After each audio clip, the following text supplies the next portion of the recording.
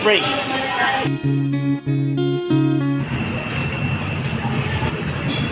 Napakasarap. Crispy pa guys. Pagkaluto, mainit pa to guys. Kasi tayo lang naghintay. Parangan.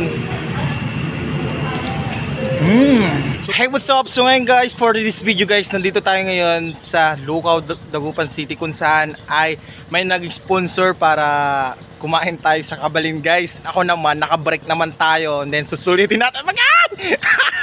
Kung ito matatagalin pa guys, ang nagsasabing never give up, Anos Labat. Let's go! Shout out!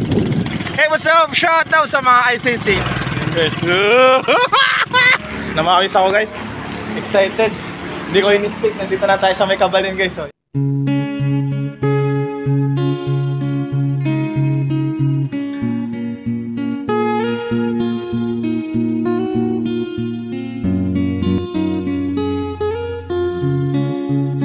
Let's pray.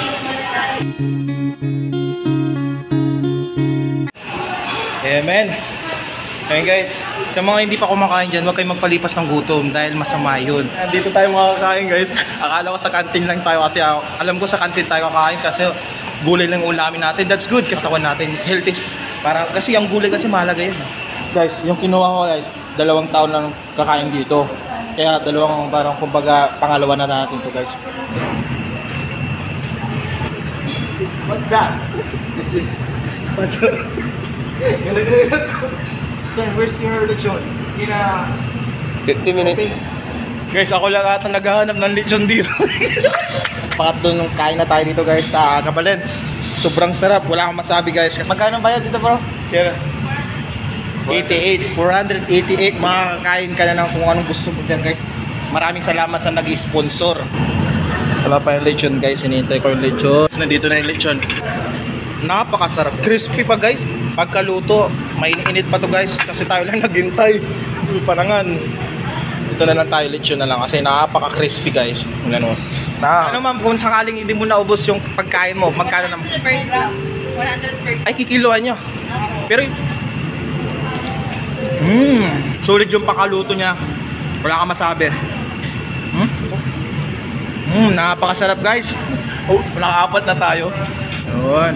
Coffee tayo guys. Yan. Tilapia. And then, pantat.